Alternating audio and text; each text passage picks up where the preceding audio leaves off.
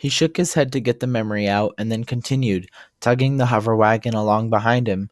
Something struck a chord within him, though, so that he could not forget the thought. He thought of it the whole way to the final security check. There was a joining in the road where he was standing, so in order to not get caught, he would cross the road to the other side where there was no light. He crossed the road again, coming back to the same side of the road that he heard the sound from, but he was cautious not to make another sound. The hover plate reflected light, so he had to block the view to it from the security station to his left. The camouflage shirt he had on probably helped his situation even more, even though he could see himself clear as day in it. He had to go into the forest to avoid being too far into the light of the government building. Going into the forest meant that he might see whatever it was that made the sound, and he hoped that it wasn't dangerous. He slid down the side of the dirt road into the forest, the hoverplate wagon coming along with him gently but silently. There was a stick crack from out of the forest again, and John lay down quietly against the side of the gravel, not caring one bit that there was another stick in his side. There was shuffling coming closer and closer to him, and he held his breath, straining his eyes to the side to look at it so much that it hurt. He could see a figure in the darkness. There was a gentle black outline of something, and it stood there staring at John. John was scared so much that he knew he was dead. There was no outrunning this thing. It crouched down, walking toward him so he could see it better. It seemed calm and somehow passive. You cannot come here. Oh, if you're just listening to that, there was a drawing up there. Just go back like 5 seconds.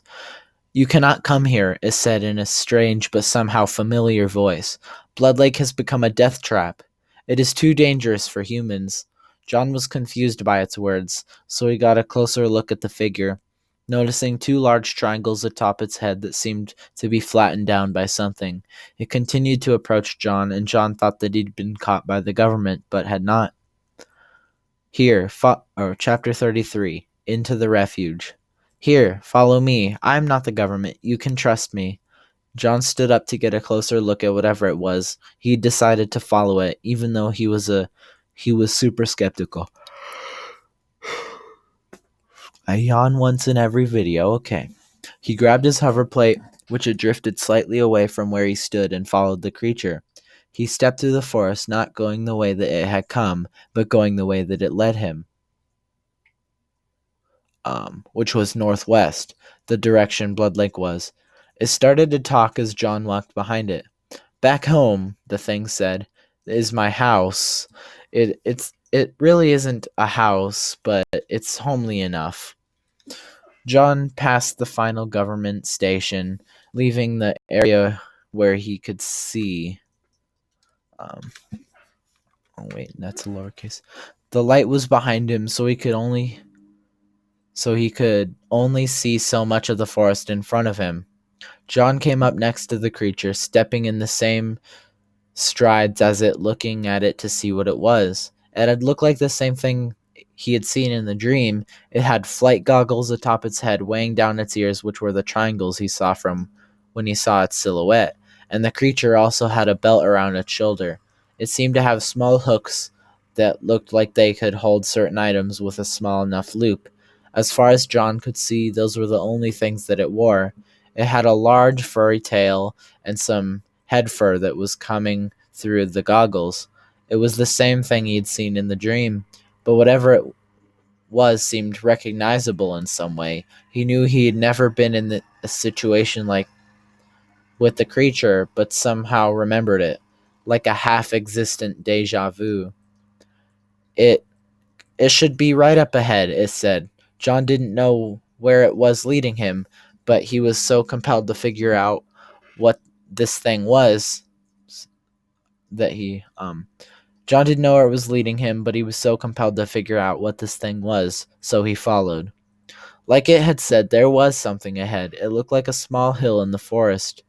John wouldn't have known that that was its house if the creature hadn't pointed it out, but now that he saw it, he had an urge to go in. This is the refuge, the creature said, opening its arms to it encompass its general area. John stepped in his trap. box, the hover plate floating into his lower back. John, oh my gosh, I just burped.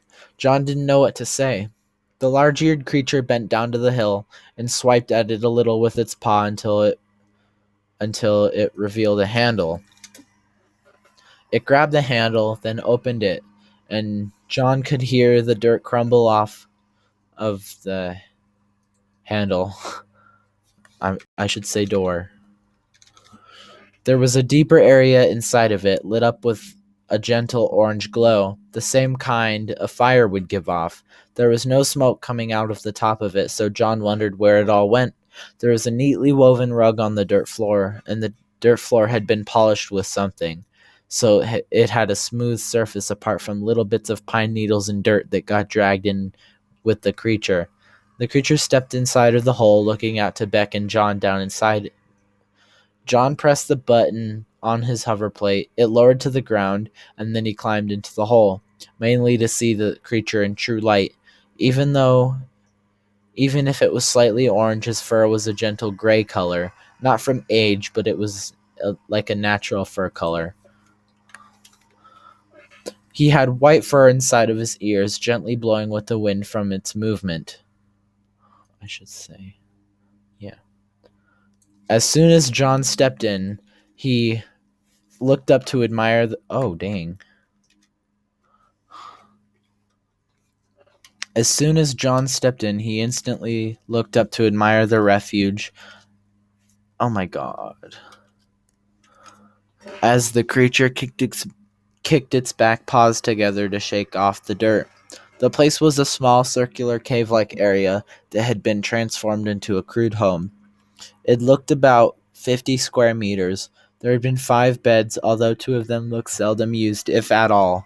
There was a countertop running the edge of about half of the place, and John noticed that the carpet had a small curve that had been cut out to allow space for what looked to be a small kitchen. There was a pot rack hanging from the ceiling that hung down by long chains, and there was no support, as the walls had been coated in the same clear covering as the floor, which must have held pretty strong. It looked to be covering the dirt, which had been slightly cracked due to it being there for so long. There were 4 leather armchairs surrounding the coffee table, all in various states of destruction. 2 of the 4 chairs had creatures on them, a lizard-like creature and a rabbit. They were talking peacefully to each other, but seemed to look up at John. The light was coming from straight above, and there was a small, worn-down chandelier. It looked like it had been found in some sort of junkyard, but it looked nice in the refuge nonetheless. This is a long paragraph, holy crap. There had been a small junkyard-saved bed lamp as well. The shades had been slightly damaged, but still functioned. There were some pots hanging from the pot rack, and they had some chips around the top taken out, but also looked like they still worked. A toilet sat to the left of John, sitting against the wall. There were no shades or anything, but a sink and toilet paper. The sink had some scavenged soap sitting atop it, and there was also a small dent in the floor over there where a shower head coming out of the dome just above. Again, no privacy. Graymond walked around almost naked to begin with, so he probably didn't even care. Don't demonetize me, YouTube. It's fine. It's a book. The others probably didn't care either because they were all barely clothed, the rabbit only having a slightly wilted dandelion stuck in the fur atop her head. There had been no fourth area of the refuge that had some. There had been a fourth area of the refuge that had some couches surrounding a coffee table. They were big enough to fit all 3 of them sitting on the biggest one, but there were just 4 in case they all wanted to lay down. And there was the extra one for guests, apparently. The place looked nice, even with the off-proportion size of the leather chairs. It actually made it look a little better. John had guessed that it gave them extra sleeping space when they got tired of their beds. John sure got tired of his bed after a while. Everything that was in this room looked like it had been scavenged from roadside donations, free piles, or junkyards, but the creatures that lived there seemed to make it look very nice. Sorry, I didn't have time. Oh, there's a drawing here. Sorry, I didn't have time to introduce myself yet, the creature said. My name is Graymond.